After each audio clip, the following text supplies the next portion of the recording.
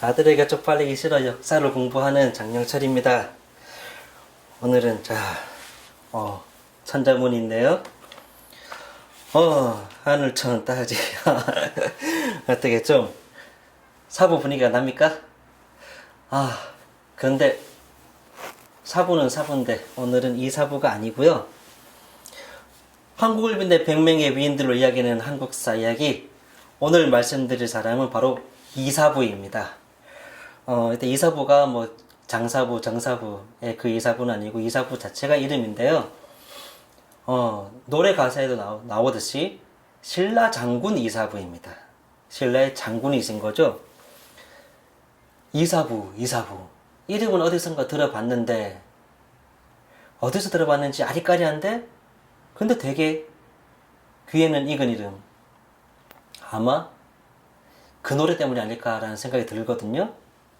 신라 장군 이사부, 지하에서 웃는다, 독도는 우리 땅. 아마 그 노래 때문에 이사부나 이름 자체는 좀 익숙하지 않은가. 근데 이사부가 누군지는 잘 또 생각이 안 나죠. 간단하게 설명을 드리면, 이사부는 신라 시대의 장군으로 시대적으로 보면 김유신보다 약 100년 정도 앞선 시대의 사람이라고 보면 되고요. 그리고 실제 김유신이 전장에서 약 50년 정도 전장을 누비고 다닌 것으로 나오는데 이사부는 60년 이상 전쟁터를 누비고 다녔다고 합니다.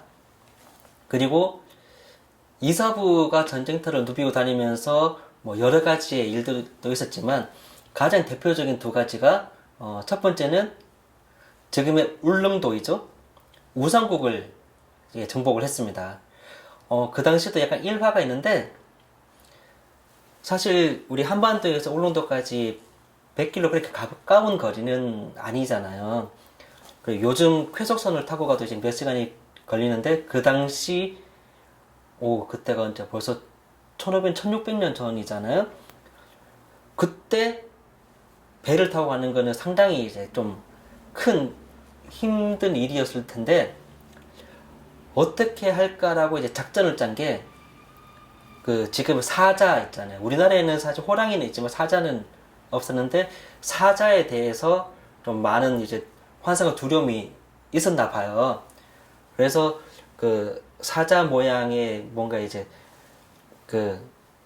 뭐 장식을 해야 되나 하여튼 가짜를 사자 모양을 이제 만들어서 배에 가득 싣고 그리고 우상국에 가서 당시 우상국 그쪽 사람들에게 그 주민들에게 항복하지 않으면 이 사자 풀어서 너네들 잡아먹게 하겠다 뭐 이런 식의 정확히 만들지 모르겠지만 어쨌든 사자를 모형으로 만들어 가서 우상국 정벌에 활용을 했다라는 기록을 있고 또 여기서 중요한 게 뭐냐면 지금 독도에도 이사부 길은 있습니다. 그런데 그때 울릉도인 우상국을 정복했다는 기록은 명확한데 독도까지 같이 그때 정복을 하였는가라는 거에 대해서는 좀 이제 의견이 분분하긴 합니다. 근데 제 생각에도 굳이 그 울릉도까지 간 김에 독도에 누가 거주하고 있지는 않았을 것 같은데 같이 한 번씩 가서 여기 신라 땅이요 했었지 않았을까 저도 추측을 하고 어찌되었건 우상국을 정복한 것은 확실하나 독도까지는 아직 불확실하다. 그리고 그때 우상국이 울릉도만을 이야기했는지 독도까지 포함한 게 우상국이었는지 그 자체에 대해서도 약간의 의견 차이는 있다. 하지만 여러 가지 정황상으로 보았을 때는 이사부 장군이 울릉도뿐만 아니라 독도까지도 같이 정복을 했었지 않았을까라고 충분히 유추할 수 있는 그런 것을 생각을 하고요. 그리고 바다 건너 해전을 했다면 이제는 한반도 내부에서 전쟁은 지난 시간에 광개토 태왕께서 북진을 한 것도 있지만 남진도 많이 하셨다고 했는데 남진을 하면서 가야에 큰 타격을 한번 주었다라고 말씀드렸는데 그 타격이 이어서 막판에 이제 확실하게 가야를 조신 대가야를 멸망을 시킨 사람이 바로 이사부 장군입니다. 어, 이사부 장군이 현재 고령 땅에 있는 대가야를 정복을 할 때 또 하나 더 이야기가 있는 게 화랑 사다함이 같이 출전을 했거든요.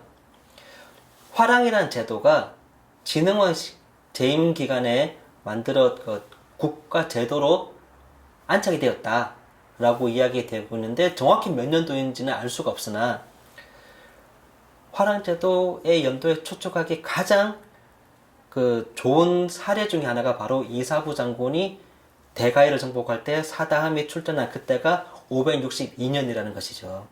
즉 진흥왕 재임 기간에 화랑을 제대로 안착을 했고 그 시기가 562년보다는 이전 시기였을 것이다 라고 역사적으로 추리를 할 수 있는 것입니다. 그게 이사부 장군이 가지고 있는 가야 정벌이 가야를 가야 세력에서 마지막 큰 세력이었던 대가야를 멸망시키면서 사실 가야 전체를 이제 멸망시켰다라는 의미도 있고, 그리고 화랑 사다함이 같이 출전을 했기에 화랑 제도가 이미 그 이전에 신라에 자리 잡았다라는 것도 알 수가 있는 거죠. 이사부 장군은 단순히 장군이었을 뿐만 아니라 그 당시 골품제가 뿌리 깊게 자리 잡았던 신라에서는 이미 왕족입니다. 그리고 병권을 쥐고 있었고 정치적으로도 이제 지금으로 치면 뭐 장관 이상 국무총리급까지 또 이제 지내면서 여러 가지 많은 기틀을 잡아 놓았다고 하더라고요. 그래서 뭐 문무를 겸비한 분이다. 뭐 그렇게 해석이 될 수가 있습니다. 그 틀을 잡아 놓은 것들이 이제 후에 뭐 진흥왕 때 이제 빛을 좀 발했고, 그게 이어져서 문무왕 때 삼국 통일을 할 수 있는 기틀이 되었다. 뭐 그렇게 해도 좀 충분히 해석을 할 수 있다고 생각을 하고요. 그리고 저는 이사부 장군이 무관으로서는 우삼국 정벌과 대가야 정벌 그런 것들도 있지만 문관으로서도 참 이 부분은 다 배워야 되겠다 라고 생각했던 부분이, 진흥왕에게 건의를 해서 역사서를 편찬하게 합니다. 그 당시 이름은 국사라고 했고, 진흥왕은 그 뜻을 받아들여서 그 당시 이제 대아찬이었나? 하여튼 꽤 높은 직급인 거칠부에게 명령을 해서 국사를 편찬을 합니다. 그때 이사부가 진흥왕에 건의했던 게 우리 선대들, 왕과 신하들이 잘못을 모두 다 기록을 해서 후세에 알려줘야 된다라고 건의를 한 것이거든요. 얼마나 훌륭한 생각입니까? 역사를 제대로 알고 역사가 바로 서야 미래가 바로 설 수 있는 거거든요. 그런 의미에서 봤을 때 이사부는 참 올바른 건의를 했고, 또 뭐 당시 급이 되고 힘이 되었으니까 그게 바로 실행이 되지 않았을까. 국사는 그때 편찬했지만 지금 전해지지는 않는다고 합니다. 어찌됐건 문관으로서도 역사의 소중함을 알고 국사를 편찬하게 했다라는 점에서도 이사부 장군은 매우 존경받아 부족함이 없는 분이다 라고 그렇게 생각을 합니다. 이사부 장군에 대한 이야기는 여기까지 마치고 다음 이야기 또 계속 이어가도록 하겠습니다.